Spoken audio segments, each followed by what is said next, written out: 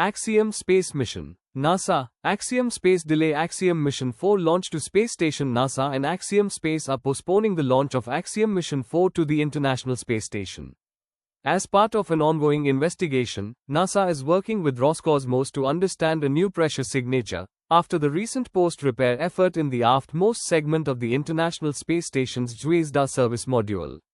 Cosmonauts aboard the space station recently performed inspections of the pressurized module's interior surfaces, sealed some additional areas of interest, and measured the current leak rate.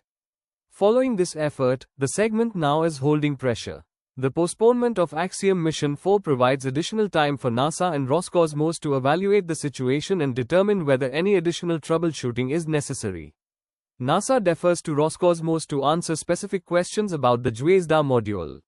A new launch date for the fourth private astronaut mission will be provided once available.